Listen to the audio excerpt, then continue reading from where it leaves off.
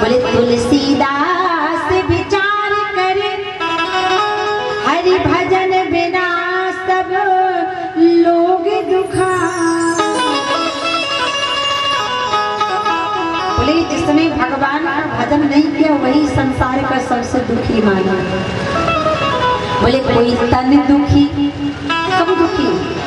किसी के पास बहुत धन है तो उसके पास स्वस्थ शरीर नहीं है। बोले कोई तन दुखी, कोई मन दुखी, कोई धन बिन रहती उदास, और थोड़े थोड़े सब दुखी सुखी राम के दास। राम के दास कभी ना हो गए उदास। और राम नाम रट नहीं तो यहाँ से हट, बोलो जैसे आया। आज नारद जी महाराज की तपस्या देखकर इंद्र घबरा गया। इंद्र को ईर्ष्या हो गई, अरे मेरे स्वर्ग को छीनने के लिए नारद जी ये काम कर रहे हैं। तो तुरंत कामदेव को भेजा। अब कामदेव गया, जाकर के नाना प्रकार की अप्सराओं को ले जाकर नृत्य करवाता है। बसंत ऋतु से नारद जी को लुभाता है, लेकिन बहुत प्रयास किया, लेकिन काम नारद जी का कुछ बिगाड़ नहीं पाया। तो कहते हैं ना, भगवान ने इस संसार में हर चीज सोच समझ कर बनाई है। बनाई कि नहीं? भगवान ने हर चीज सोच समझ कर बनाई। ये मनुष्य का शरीर बनाया जिसमें हर अंग 2 अक्षर का है कि नहीं? आँख, कान, पेट, पीठ, सिर, आँख, नाक, कान, गला। लेकिन इन अंगों में सबसे ज्यादा खतरनाक क्या है?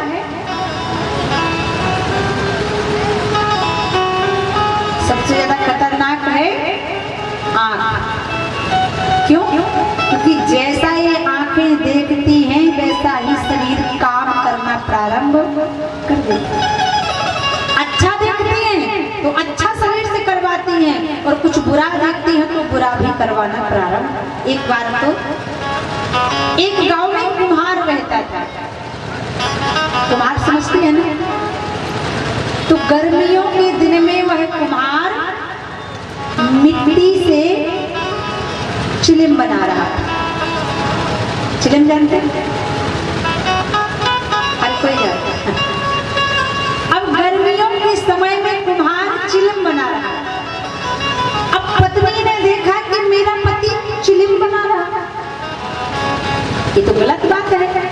चिलिम में तंबाकू डाली जाएगी, आग लगाई जाएगी।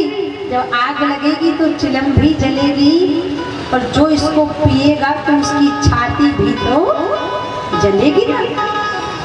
पत्नी ने कहा, है प्राणनाथ स्वामी, आप एक काम करो, इस मिट्टी से चिलम मत बनाओ। गर्मियों का समय है तो आप एक काम करो, इस मिट्टी से आप सुराही बनाओ। जब सुराही में जल डाला जाएगा तो ये सुराही ठंडी रहेगी, और जो इसका जल पिएगा तो उसकी छाती भी तो ठंडी रहेगी। अब कुम्हार को बहुत अच्छी बात लगी। अब कुम्हार ने उस मिट्टी से जिससे चिलम बना रहा था, उसको चिलम को रद्द करके और सुराही बनाया। अब कुम्हार सुराही से कहता है, बहन पहले मैं तुझे मिट्टी से चिलम बना रहा था, अब मैंने सुराही बना दी, ये बता तुझे कैसा लग रहा है? मेरा विचार बदल गया। मिट्टी कहती है, भैया तेरा तो विचार ही बदला, लेकिन तूने तो मेरा सारा जीवन ही बदल दिया। पहले कई घरों को बर्बाद करती और अब कई घरों को आबाद करूंगी। इसलिए इस मानव शरीर में सबसे ज्यादा खतरनाक है आग। नजर नजर से उस नजर को मत देखो जो नजर आपको नजरअंदाज करती हो, और नजर नजर से उस नजर को देखो जो हजारों की भीड़ में आपका इंतजार करती हो। इसके बाद खतरनाक है जीभ। तो ध्यान देना, भगवान ने इस मनुष्य के शरीर में हर अंग सोच समझ कर बनाया। ये कान बनाए,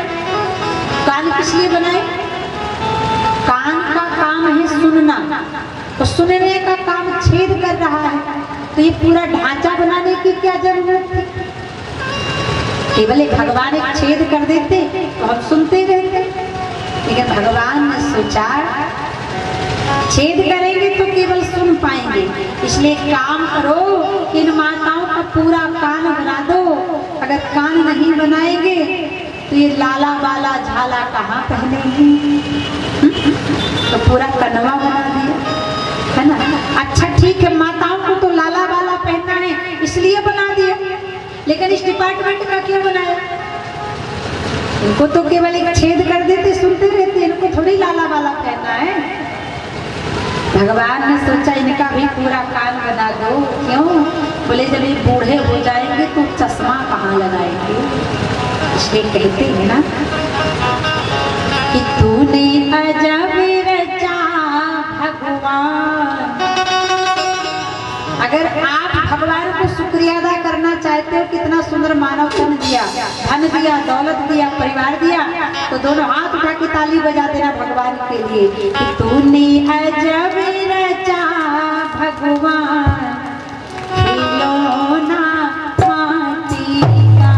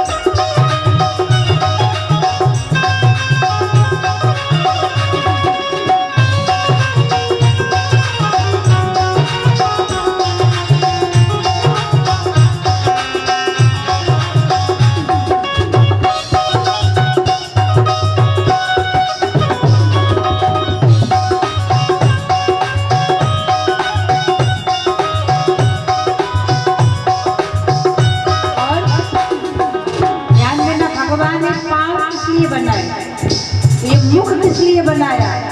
अगर यज्ञ होता है तो इस शरीर का सदुपयोग करना है। पाँव का क्या सदुपयोग है?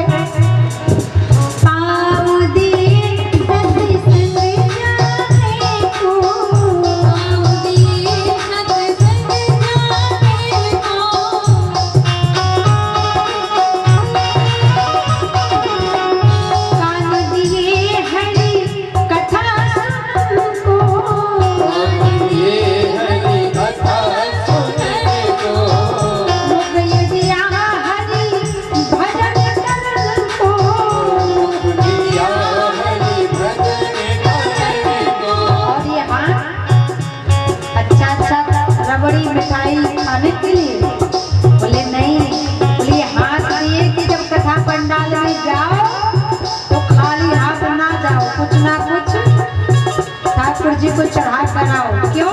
बोले हाथ दिए करता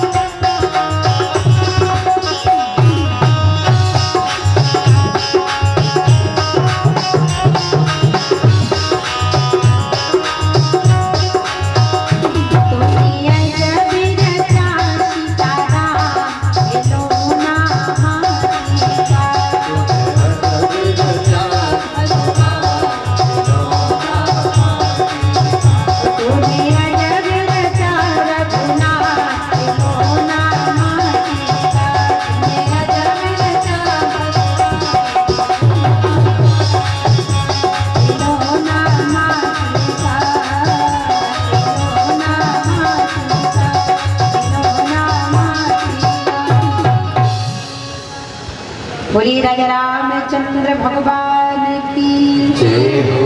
भगवान ने इतना सुंदर शरीर दिया है तो इसका सदुपयोग करें, दान पुण्य करें और भगवान की कथा श्रवण करें, भगवान का नाम लें, क्योंकि यही साथ में जाने वाला है और कुछ जाने वाला। लिया हुआ प्रभु श्री राम का नाम और दिया हुआ दान ही साथ में जाएगा, कोठी बंगला मकान सब यही पड़े रह जाएंगे। बोले श्री ठाकुर जी महाराज की। अब इंद्र ने देखा कि महाराज आज नारद जी ने तपस्या की और नारद जी ने ऐसे तपस्या की कि लगता है ये मेरी अमरावती को छीन रही, काम को भेजा। अब जब काम को भेजा तो काम थक गया, हार गया और वापस चला गया। अब जब नारद जी की समाधि खुली, नारद जी ने चारों ओर देखा, समझ गए कि यहाँ पर तो कामदेव आए थे, लेकिन कामदेव मेरा कुछ बिगाड़ नहीं पाया। अब नारद जी महाराज को अभिमान हो गया, बोले जिस काम को संसार में कोई नहीं जीत पाया उस काम को मैंने जीत लिया। और जब व्यक्ति के अंदर अहंकार आता है तो वह अपने आगे किसी को समझने वाला नहीं है, उसे लगेगा मैं सबसे बड़ा श्रेष्ठ हूँ, मुझसे बड़ा संसार में कोई नहीं है। अब नारद जी को लगा कि मुझसे बड़ा संसार में कोई नहीं, मैंने काम को जीत लिया। तो जाकर ब्रह्मा जी से बोले, पिताजी पिताजी मैंने काम को जीत लिया। ब्रह्मा जी ने कहा मुझसे कहा तो ठीक कहा, लेकिन भगवान नारायण से मत कहें। अब नारद जी को अच्छा नहीं लगा, अब शंकर भगवान के पास गए, शंकर जी से भी कहा कि मैंने काम को जीत लिया। शंकर भगवान ने समझाया, नारद मुझसे कहा तो कहा, लेकिन भगवान नारायण से मत कहना कि तुमने काम को जीत लिया। अब नारद जी को लगा ये लगता है भगवान शंकर मेरी इस सफलता से ईर्ष्या कर रहे हैं। अब नारद जी ने किसी की नहीं सुनी और नारद जी तुरंत दौड़ लगाकर पहुंच गए कहाँ? बैकुंठ क्षीरसागर। अब जब बैकुंठ पहुंचे तो भगवान विष्णु ने देखा कि हमारे दरवाजे पर संत आ रहे हैं। तो ध्यान देना, हमारे गांव में कोई आए, अतिथि आए, संत आए, महंत आए, व्यास आए, तो उसकी सेवा करना सबसे बड़ा धर्म बनता है। जब भगवान नारायण विष्णु स्वयं नारद जी का सम्मान करने के लिए खड़े हो गए, नारद जी को आते देखा तो भगवान उठकर खड़े हो गए और कहने लगे कि बोले बेहस चराचर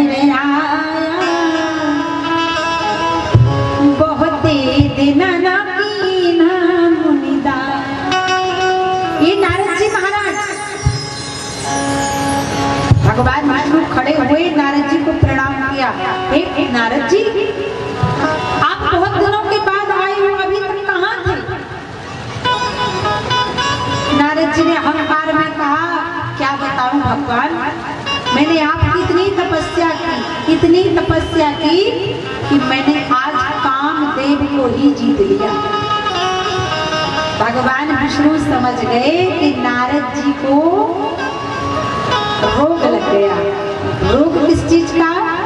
बोले अभिमान का रोग लग गया। ध्यान दें, भगवान नारायण विष्णु समझ गए कि नारद जी को तो अंदर के चोरों ने लूट लिया। ध्यान देना, आपके घर में बाहर के चोर चोरी करके चले जाए तो घबराना मत, आपका कुछ नहीं गया।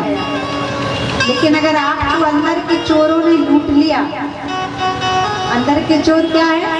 बोले काम, क्रोध, तृष्णा, मत्सर और ईर्ष्या। इन्होंने आपको लूट लिया तो समझ लेना आप कहीं के नहीं रहे। नारद जी ने कहा, मैंने आपकी इतनी तपस्या की कि मैंने काम को जीत लिया। भगवान विष्णु समझ गए कि नारद जी को अभिमान हो गया, नारद जी तो अभिमान के रोगी हो गए। अब नारद जी का ये रोग ठीक करना पड़ेगा। नारद जी का रोग ठीक कैसे हो? नारद जी से भगवान ने कहा बहुत अच्छा किया नारद, संसार में काम को कोई नहीं जीत पाया लेकिन तुमने जीत लिया, इसका मतलब तुम बहुत बड़े ज्ञानी संत हो, बहुत अच्छा किया। अब नारद जी वहां से गए, रास्ते में देखा भगवान ने अपनी माया को संबोधित कर दिया, बोले एक शील निधि राजा बना दिया, विश्व मोहिनी कन्या बना दी।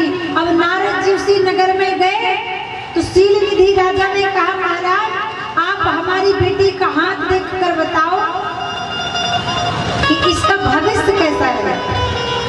अब नारद जी महाराज ने जब देखा विश्व मोहिनी की हाथ की रेखाओं को तो नारद जी को समझ आया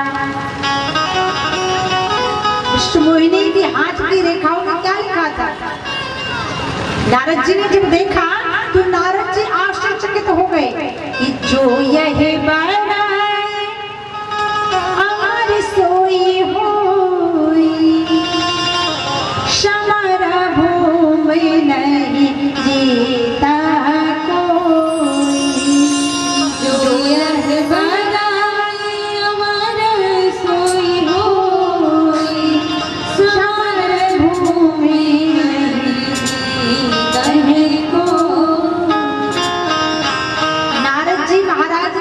मोहिनी की हस्तरेखाओं को देखा तो क्या समझ में आया? नारद जी जैसे ज्ञानी संत आज भगवंत की लीला में बोले देख कर क्या आया समझ।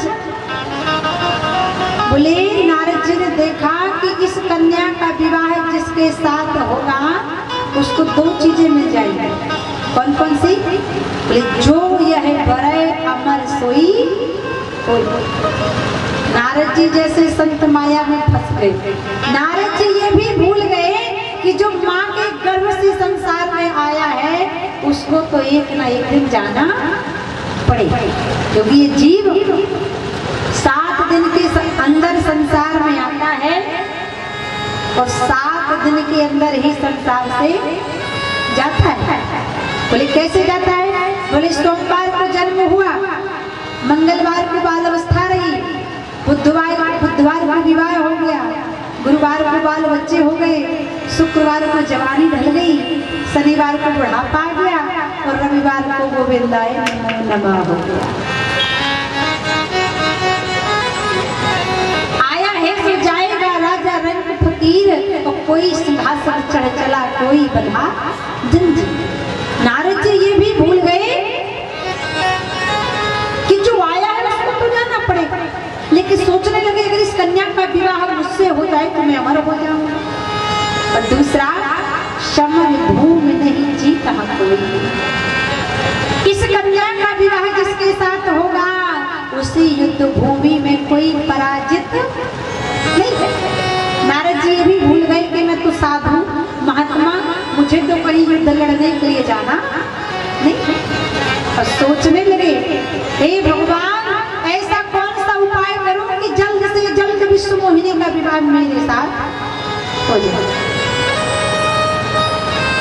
बोले इस समय जल्दबाजी में कुछ नहीं हो सकता। तुरंत वापस गए और भगवान नारायण से कहते हैं प्रभु मैं आपसे कुछ मांगना चाहता हूँ। भगवान ने कहा मांगो। नारद जी ने कहा मुझे चाहिए क्या? बड़े भाव से कि आपन रूप देहु प्रभु मोहि। मांगा तो क्या मांगा? बोले आन भांति नहीं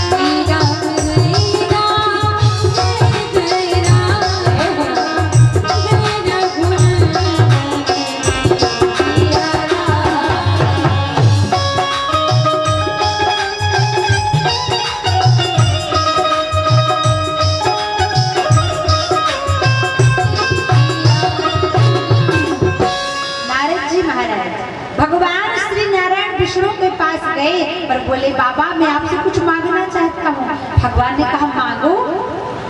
बोले आपन रूप। नारद जी ने भगवान से क्या मांगा? बोले आपन रूप। जी इतने बड़े रोगी हो गए हैं कि अब इनका उपचार करना आवश्यक हो गया। क्यों? क्योंकि नारद जी है रोगी। तो रोगी क्या मांग रहे हैं? बोले कुपथ। बोले डॉक्टर मरीज को हमेशा उचित सलाह देगा। मरीज तो कहेगा, बुखार चढ़ा होगा तो कहेगा जाओ अचार लाओ, तली भुजी चीजें लाओ खाऊंगा, लेकिन डॉक्टर इन चीजों से परहेज बताता है। नारद जी है रोगी और भगवान नारायण विष्णु है वैद्य। अब भगवान से मांगा रूप। भगवान ने रूप दिया तो, लेकिन कौन सा? बोले मुनि हित कारण कृपा निधाना और दीन कुरूप न जाई बखाना। बंदर बना दिया। अब नारद जी पहुंचे सभा में। बोले अब तो मुझे नारायण का रूप मिल गया, अब तो मेरा विवाह विष्णु मोहिनी के साथ होकर ही रही। सभा लगी थी। अब विष्णु मोहिनी बैठी थी, एक तरफ सारे राजा बैठे थे और भगवान नारायण भी राजा बनकर बैठे थे। अब विष्णु मोहिनी जी वरमाला लेकर आई तो विष्णु मोहिनी जी ने जानबूझकर नारद जी की ओर नहीं देखा। क्यों? मन में कहती है विष्णु मोहिनी जी, अरे ये तो दिखावा कर रहे हैं, इनको तो अंदर के चोरों ने लूट लिया है, ये तो मांग चूम कर प्रदर्शन कर रहे हैं, इनके अंदर कुछ भी। और माता विष्णु मोहिनी जो लक्ष्मी स्वरूपा है गई और जाकर राजा के वेश में श्री हरि नारायण विष्णु के गले में जयमाला पहना दिया। बोलो लक्ष्मी नारायण भगवान की। नारद जी ने देखा कि मैंने इतना प्रयास किया लेकिन मेरा विवाह नहीं हुआ। नारद जी को क्रोध आ गया, आंखें लाल हो गई, इतना प्रयास किया मेरा विवाह नहीं हो पाया। बगल में भगवान शंकर के दो गण बैठे थे।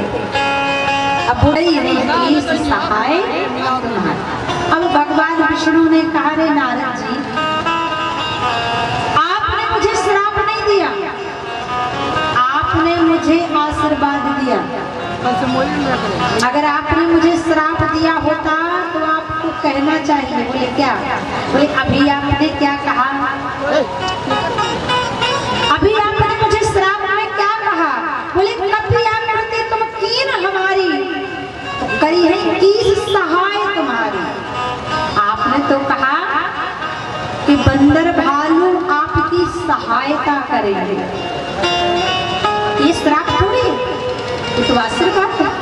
अगर श्राप देते आप तो ये कहते कि जाओ बंदर भालू आपको काट खाएंगे, क्योंकि आपने हमें बंदर बनाया। तो ये श्राप नहीं, ये आशीर्वाद। दूसरा, नारद जी ने भगवान को श्राप क्या दिया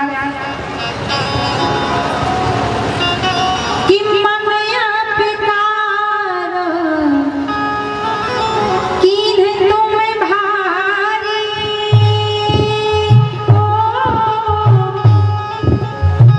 नारी विदहे तुम होवे दुखारी।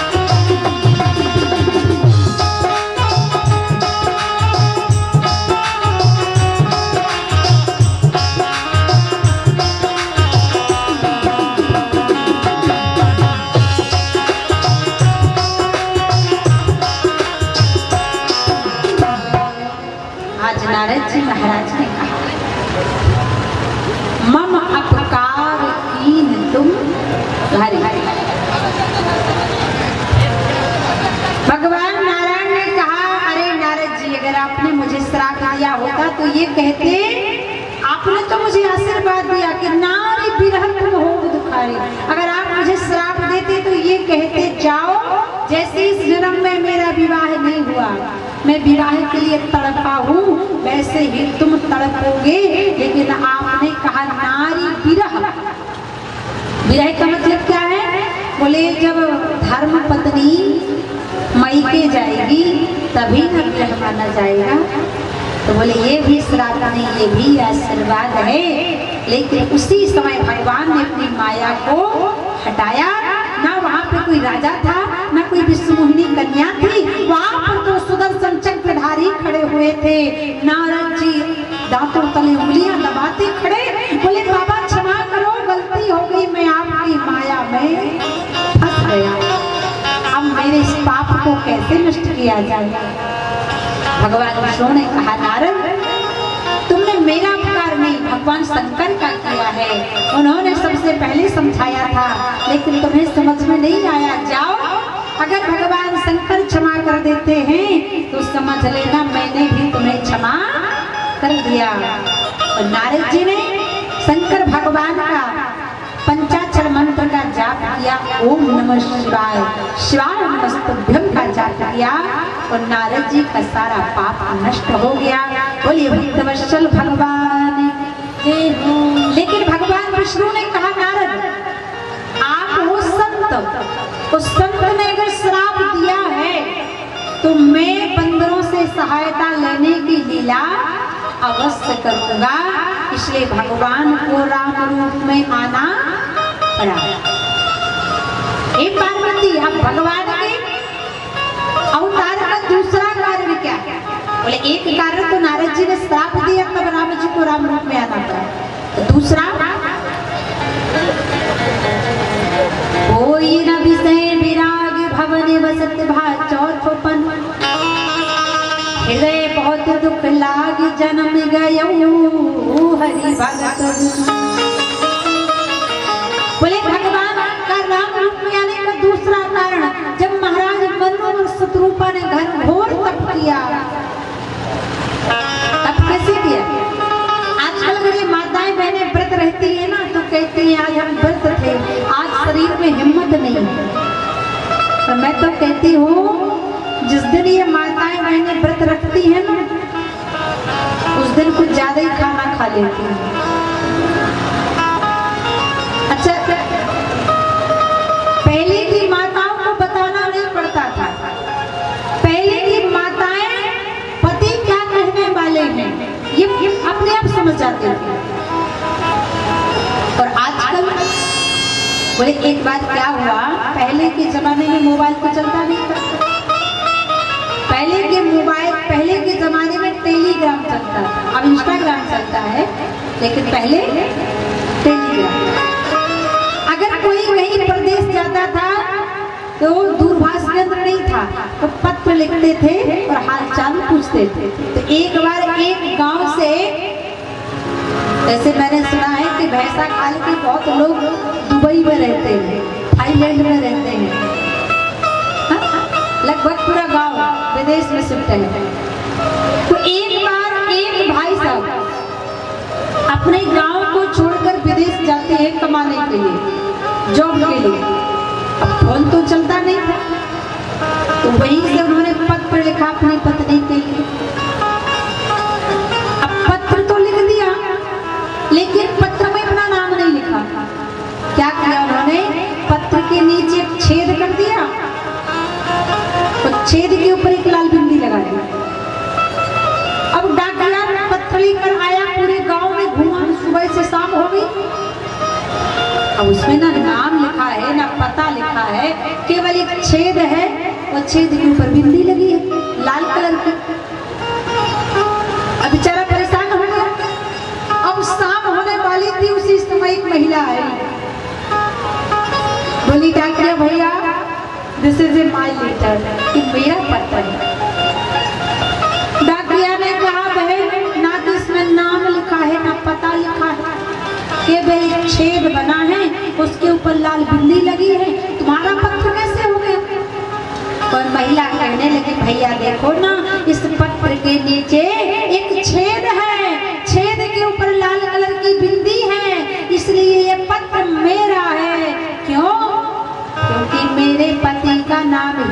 यदि लाल है तो पहले की माताएं पति के भाव को अपने आप समझ जाती हैं। आजकल अगर पति एक गिलास पानी मांगता है ना तो माताएं जब तक पड़ोसियों से 4 गप्पे नहीं लड़ा लेती तब तक पानी देने वाली। लेकिन पैसा खाने की बात बिल्कुल नहीं, ये तो भटनी की बात है। बोलो राधे राधे। यहाँ की माताएं बड़ी प्यारी है। आज दूसरा कारण बोले मनु और शत्रुपा ने इतना तप किया, बोले इतना तप किया, बोले कितना, बोले करही आहार शाक फल कुंदा, करही आहार शाक फल कुंदा।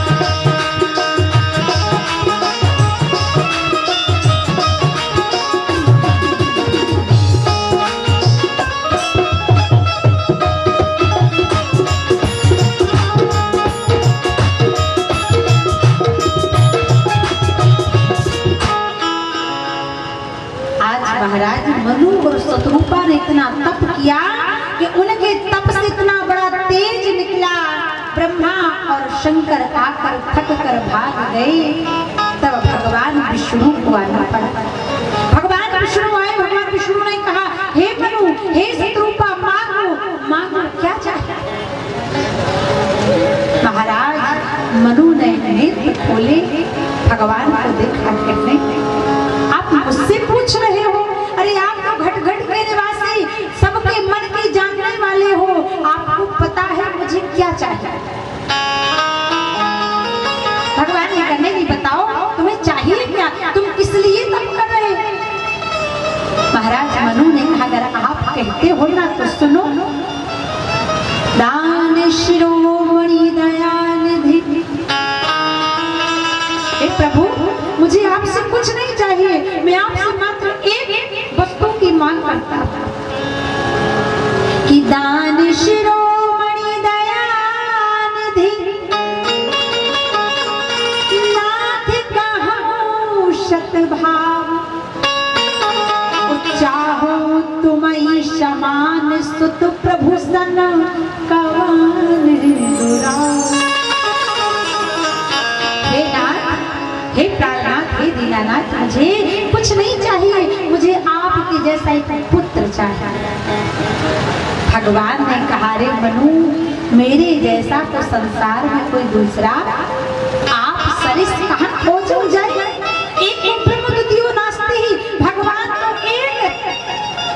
हमारे सनातन धर्म में कुछ लोगों को भ्रांति है।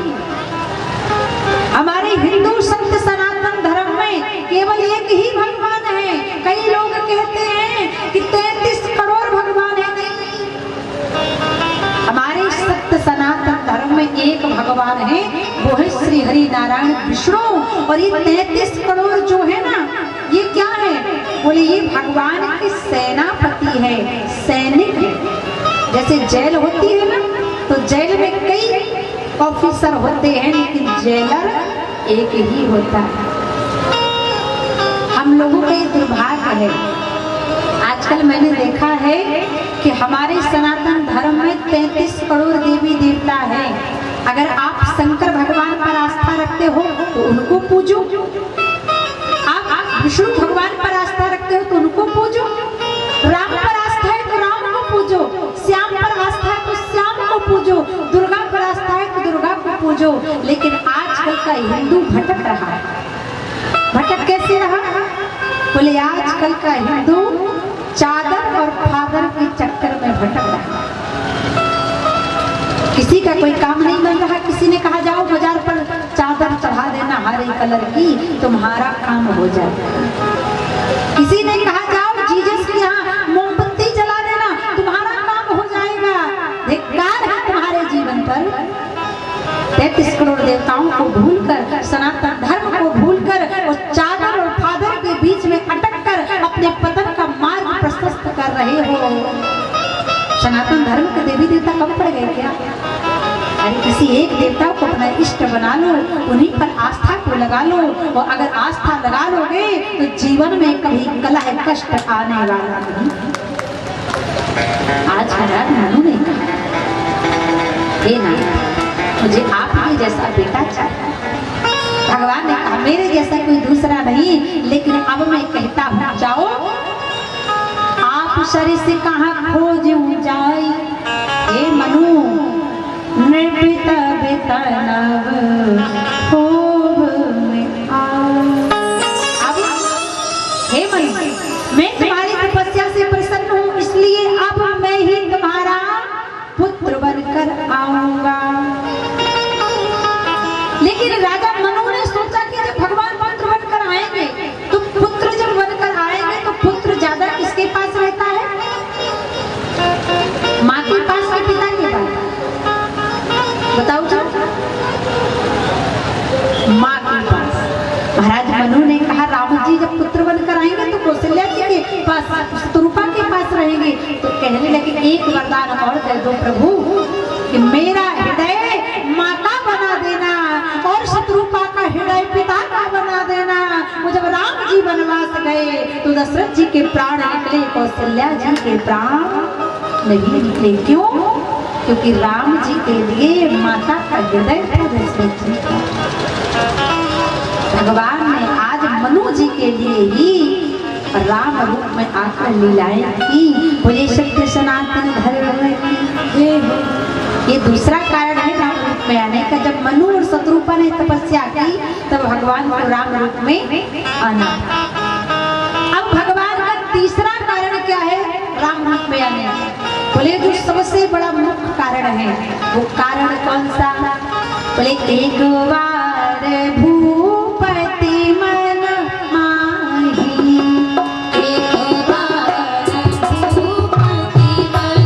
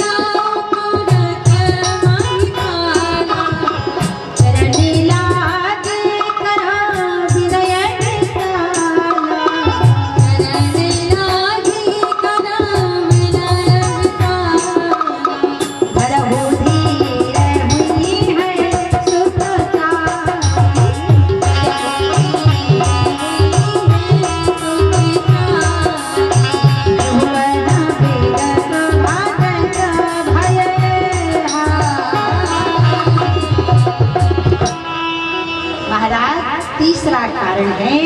बोले एक बार भूपति मन माही भई गिलानी मोरे सुत। राजा दशरथ को गिलानी हो गई कि मेरे पास पुत्र नहीं है। गिलानी क्यों हुई? बोले एक बार जब राजा दशरथ स्वर्ग गए पारिजात का पुष्प लेने के लिए। तो जिस आसन पर राजा दशरथ बैठे थे ना, उस आसन को मित्र इंद्र ने पवित्र करवाया। राजा दशरथ ने पूछा ऐसा क्यों कर रहे हो? बोले इसलिए, कहते हैं जिस पुरुष को कोई औलाद नहीं होती वह पुरुष अपवित्र होता है, और आपने इस आसन पर बैठकर इस आसन को अपवित्र कर दिया, इसलिए मैं इसे पवित्र करवाया। तब महाराज दशरथ को गिलानी हो गई, अगर मेरे पास संतान होती तो आज मेरा इतना अपमान नहीं होता, इसलिए भई गिलानी मोरे सुख ना। दूसरा कार्य, बोले एक बार जब राजा दशरथ युद्ध कर रहे थे दानवों के साथ, तो राजा दशरथ मूर्छित होकर गिर पड़े। उसी समय गीधराज जटायु आए और उन्होंने अपने पंखों से राजा दशरथ को हवा करी। अब जरा राजा दशरथ की मूर्छा गई तो राजा दशरथ ने कहा, हे गीधराज जटायु, तुमने मेरे प्राणों की रक्षा की है, वरदान मांगो। गीधराज जटायु ने कहा मुझे एक वरदान चाहिए। बोले कौन सा? हे राजा दशरथ जब मम प्राण। महाराज दशरथ जी, अगर आप मुझे दान देना चाहते हो, वरदान देना चाहते हो, तो ये वरदान दो कि जब मेरे शरीर से प्राण निकल रहे हो तब आपके बड़े पुत्र मेरे सामने खड़े हो। अब राजा दशरथ को गिलानी हो गई कि मेरे तो एक भी पुत्र नहीं, कि देयु का जाए वो जटायु माही, मोरे तो एक सुत नाही। मैंने वचन दे दिया है कि जटायु जाओ, जब तुम्हारे शरीर से प्राण निकलेंगे तो मेरा बड़ा पुत्र तुम्हारे सामने खड़ा होगा, और मेरे पास तो एक भी पुत्र नहीं। अब वो वचन कैसे पूरा होगा? और रघुकुल रीत सदा चली आई, और प्राण जाए पर वचन ना, वो मेरा वचन कैसे पूरा किया? इसलिए राजा दशरथ को गिलानी हुई। तीसरा गिलाने का कारण, महाराज दशरथ की गुरु पत्नी अरुंधति जब महल में आती है ना, तो उनका पुत्र वामदेव रोने लगता है। राजा दशरथ ने कहा, माता ये आपका पुत्र क्यों रो रहा? माता अरुंधति वशिष्ठ ऋषि की पत्नी कहती हैं, अभी मेरा बेटा कभी चुप नहीं होगा। क्यों? क्योंकि ये सोच रहा है अभी तक तो गुरु और शिष्य की परंपरा चली आई, लेकिन आपके पास तो कोई बेटा ही नहीं है, अभी अपना चेला किसे बनाएगा? इसलिए तो तब राजा दशरथ को बड़ी गिलानी हुई, अगर मेरे पास पुत्र होते तो मेरी गुरु माता को इतना कष्ट होता। इसलिए भई गिलानी मोरे सुत नाही, एक बारी भूपति मन माही। शक्र को संसार में वह भी दुखी है जिनके पास औलाद नहीं है, और संसार में वो भी दुखी है जिनके पास औलाद। अच्छा ईमानदारी से बताना, जब माताएं बहनें गर्भवती होती है ना, तभी से इनके मन में एक स्वप्न चलता है, एक आकांक्षा चलती है कि मेरे को बेटा होगा, मेरा बेटा बड़ा होगा, पढ़ेगा लिखेगा, बहू आएगी, बहू मेरी खूब सेवा करेगी। अच्छा ईमानदारी से बताना, पैसा खाल की माता, यहाँ पर कितनी माताएं खुश हैं कि उनकी बहुएं रोज उनके पैर दबाती हैं? बताओ जरा हाथ उठा के। पैर तो दूर की बात, गला ना दबा देना, बोल रहा धीरे। तो देखो ये जीवन की भ्रांति, काहू न को सुख दुख करे दाता, निज कृत कर्म भोग सब भ्राता। ना बहू सुख देती है, ना बेटा सुख देता है, ना परिवार सुख देता है, ना दौलत सुख देती है। सुख देता है भगवान का भजन, भगवान का नाम, इसके आगे कहीं सुख मिलने वाला मिलता है। सच्चा सुख केवल भगवान तुम्हारे चरण में। आज देखो औलाद की खातिर इंसान फिरता है मारा मारा, उसे वक्त भला क्या मारे जिसको औलाद ने। अरे एक माँ बाप 10-10 औलाद को पाल लेते हैं, लेकिन आजकल की 10-10 औलाद मिलकर एक माँ बाप को पाल नहीं पा रही। वृद्धाश्रम में कई माँ बाप दिखाई पड़ रहे हैं। तो अक्सर पेरेंट्स डे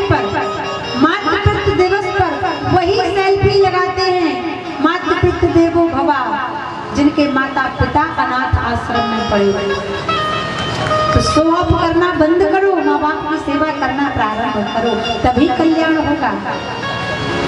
आज राजा दशरथ बड़े दुखी, कहते हैं जब जीवन के सारे रास्ते बंद समझ में आए तो गुरु की शरण में चले गए। राजा दशरथ गुरु जी के पास गए, गुरु जी ने यज्ञ किया और यज्ञ में हव्य निकला। जब हव्य निकला तो राजा दशरथ से कहा तीनों रानियों को दे दो। और जब तीनों रानियों को दिया ना, एक भाग कौशल्या जी को, एक भाग के दो भाग दिए, तो सुमित्रा को केकई। लेकिन दुर्भाग्य से वहां पर एक चील आती है और जो माता सुमित्रा के हाथ में प्रसाद होता है तो उस प्रसाद को अपनी चोंच में दबाती है और उड़ जाती है।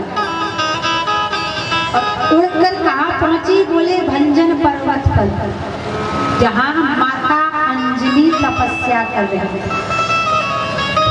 माता अंजलि तपस्या क्यों कर रही थी? क्योंकि उनकी माता अहिल्या ने उनको श्राप दिया था कि जाओ तुम्हें कौमार अवस्था में ही पुत्र होगा। उस श्राप से बचने के लिए वो कंदरा में छिपकर तपस्या कर रही थी और वह चील गई, वो जाकर वहीं पर प्रसाद को छोड़ देती है। माता अंजनी प्रसाद खा लेती है और माता अंजनी गर्भवती हो जाती है। जब माता अंजना गर्भवती हुई, 9 मास पूर्ण हुए, पूर्णिमा तिथि सूर्य उदय के समय श्री हनुमत लाल जी का प्राकट्य हो गया। बोलिए हनुमान जी महाराज की। यहाँ पर माता सुमित्रा का प्रसाद चील ले गए। माता सुमित्रा उदास हो गई, रोने लगी। अरे ये कैसा परीक्षण है भगवान का, मैं बनते बनते वो मां नहीं बन पाऊंगी। उसी समय आधा भाग माता कौशल्या ने सुमित्रा के हाथ पर रख दिया और आधा भाग माता कैकेयी ने कौशल्या जी के द्वारा, कैकेयी ने भी सुमित्रा जी के हाथ पर रख दिया। अब सुमित्रा जी के भाग कितने हो गए? 2। तो आगे चलकर माता सुमित्रा को पुत्र कितने हुए? 2। लेकिन आज माता सुमित्रा ने कहा आज मैं मां नहीं बन पाती, लेकिन अगर मेरी बहनों ने आज अपना प्रसाद मुझे दिया, इसलिए एक भाग माता कौशल्या ने दिया, एक भाग माता कैकेयी ने दिया, तो मेरी जो भी संतान होगी उस संतानों को मैं इन दोनों बहनों की संतानों की सेवा में ही लगा दूंगी। तो जब माता सुमित्रा को लक्ष्मण और शत्रुघ्न हुए तो लक्ष्मण जी को राम की सेवा में लगा दिया और शत्रुघ्न को भरत की सेवा में लगा दिया। ध्यान दें, हर माता चाहती है कि मुझे बेटा राम जैसा हो, चाहती कि नहीं? अगर बोला नहीं तो ऐसा समझिए, चाहती है ना। देखो माता, अगर आपको औलाद राम जैसी चाहिए, श्याम जैसी चाहिए, तो पहले आपको कौशल्या और यशोदा बनना पड़ेगा। जब आप कौशल्या बनोगी, यशोदा बनोगी, तभी राम श्याम जैसी संतान। आजकल मैंने देखा है कई माताएं कहती है मेरा बेटा शराब पीता है। बिहार में तो बैन है शराब, लेकिन कई माताएं कहती है कि माताएं रोती हैं मेरा बेटा शराब पीता है। तो इसमें भी कहीं ना कहीं माताओं की गलती है। गलती क्या है? बोले बेटा जब जन्म लेता है ना, ये माताएं मैंने अपने बेटा को बोतल में दूध पिलाता है। अब बचपन से जब बोतल पिलाई तो बोतल की तो भाई आदत लगेगी। अब जब बचपन रहा तो बोतल में दूध पिया, थोड़ा बड़ा हुआ आदत तो बोतल की, तो फिर Pepsi, Coca Cola, Thums Up की बोतल पिएगा। और थोड़ा बड़ा हुआ तो फिर सोमरस की बोतल पिया। और जब उस बोतल को पीता है तो लीवर डैमेज हो जाता है, किडनी फेल हो जाती है। तो लास्ट स्टेज पर सिटी हॉस्पिटल बोकारो थर्मल में जाकर के ग्लूकोज की बोतल पीते पीते राम नाम सत्य हो जाता है। चम्मच से पिलाओ, फाहे से पिलाओ, लेकिन बोतल से दूध कभी मत पिलाओ।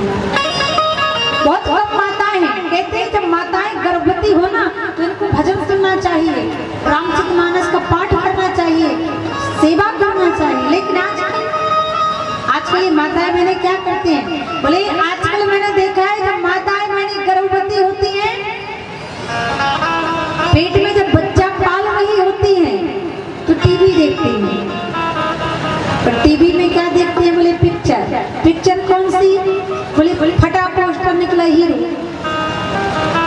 पिक्चर ऐसी देखोगी तो आपका बेटा राम जैसा होगा कि कादर खान जैसा होगा, बताओ। अगर औलाद अच्छी चाहिए तो पहले आपको अच्छा बनना पड़ेगा महाराज। जब आप अच्छे बन जाओगे तो ये पक्का है कि औलाद तो अच्छी होने ही वाली है। पात्र अच्छा होगा तो वस्तु बहुत अच्छी होगी। इसलिए आज तीनों माताएं गर्भवती हुई और तीनों माताएं भगवान का गर्भ अवस्था में भजन करते। गर्भ अवस्था में गर्भाधान संस्कार सबसे बड़ा होता है। तीनों माताएं भगवान के भजन गा रही हैं। क्या बोल रही, जरा आओ हम भी कहें, दोनों हाथ उठा के। इसके बाद भगवान का जन्म होने वाला है और इसके बाद फिर समय भी होने वाला है। तो दोनों हाथ उठाकर कहें, काली कमली वाला मेरा यार है, मेरे मन का मोहन तो दिलदार है। काली कमली वाला मेरा यार है। दोनों हाथ उठाकर भाव के साथ झुकते हुए,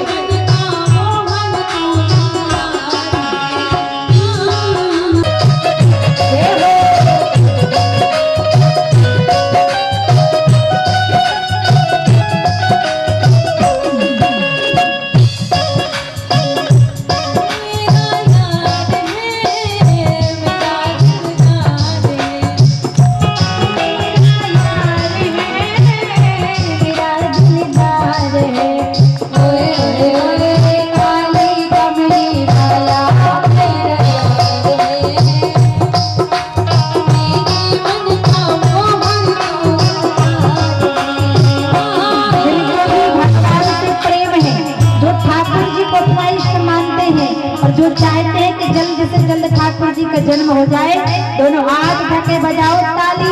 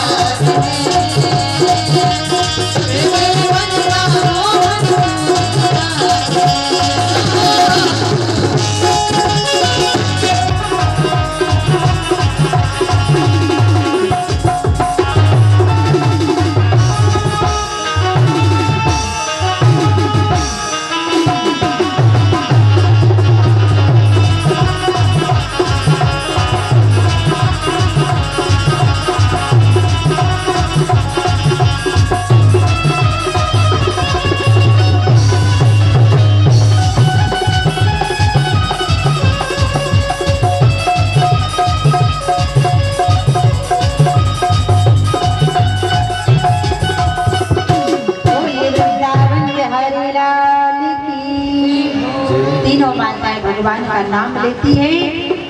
एक समय ऐसा आया कि माता कौशल्या के गर्भ से भगवान श्री राम का अवतार हुआ। बोलिए राम लला सरकार की। लेकिन जब भगवान प्रकट हुए तो शंख चक्र पद्म आयुध गदा लेकर प्रकट हुए। माता कौशल्या ने कहा, प्रभु अगर आपको पुत्र बनना है तो छोटा सा बनना पड़ेगा, निर्वस्त्र होना पड़ेगा और सबसे बड़ी बात रोना पड़ेगा। भगवान ने कहा, माता मैं रोऊंगा कैसे?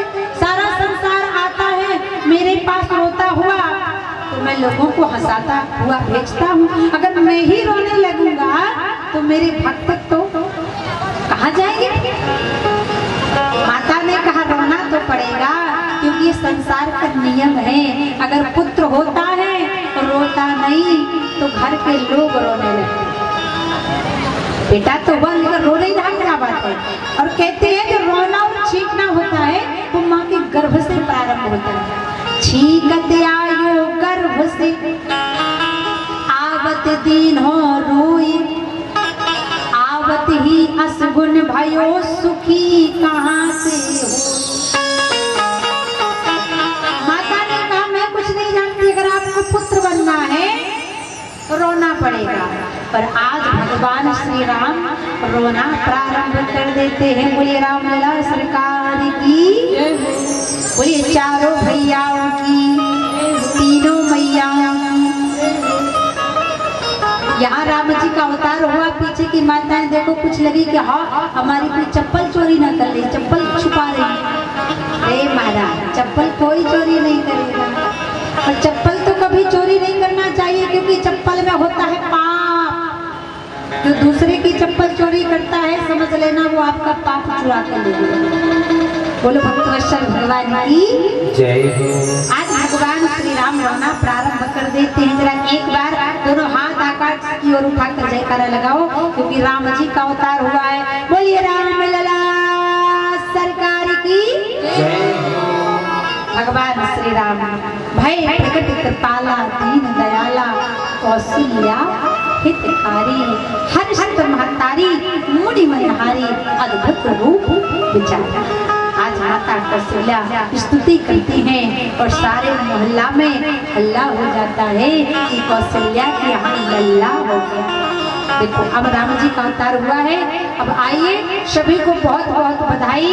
दशरथ घर आनंद भयो जय रघुवर लाल की। हाथी दिनों घोड़ा दिनों और दिनों, पीछे की माताएं बोल रही है हाथी दिनों घोड़ा दिनों और दिनों बाल्टी और दिनों पालकी। दशरथ घर आनंद भयो जय रघुवर। भगवान श्री राम के जन्म की आप सभी को बहुत बहुत बधाई। श्री हनुमान जी के जन्म की बहुत बहुत बधाई। आए अब बधाई गीत सभी लोग गाएंगे और जिसको भी राम जी के अवतार में जो भी दान पुण्य करना है तो वो दान पुण्य भी कर सकते हैं क्योंकि राम जन्म में दिया हुआ दान और लिया हुआ राम जी का नाम हमारी औलाद के जीवन के अंधकार को दूर करता है। इसलिए आओ अब राम जी की बधाई बढ़िया नाचते हुए गाते हुए ताली बजाते हुए। क्यों? शर्म करनी चाहिए बुरे कर्म करने में, शर्म करनी चाहिए अधर्म करने में, लेकिन शर्म नहीं करनी चाहिए धर्म करने में। इसलिए आए बड़े भाव के साथ बधाई सभी लोग गाए नाचते हुए ताली बजाते हुए भाव के साथ। और देखो जो जोर जोर से गाएगा राम जी की बधाई, जो जोर जोर से गाएगा जिसके गाने की तेज आवाज होगी उसको हम अपना मोबाइल दान कर देंगे। अब देखते हैं कौन जोर जोर से गा रहा है। आइए जैसे भी हो भाव से भगवान का नाम लो, कुभाव से भगवान का नाम लो, आलस से भगवान का नाम लो, लालच से भगवान का नाम लो, लेकिन नाम तो लो। बोलो जय सिया राम। चलो भाव के साथ सभी कि राजा दशरथ जी घर हुआ। जरा झूमते हुए अगर राम जी के जन्म की खुशी हुई है ना तो खड़े होकर नाच लेना क्योंकि जब आपके यहाँ बेटा बेटी होगा जिस माँ की कोख सुनी होती है और अगर वो भी राम जी के जन्म में खड़े होकर कूद लेती है नाच लेती है तो उसकी भी कोख शुद्ध हो जाती है। इसलिए आए सभी लोग राम जी के जन्म में बधाई किसको देना है तो बधाई। और भाव लगाते हुए कि राजा दशरथ जी के घर आज जन्मे नंदुआ।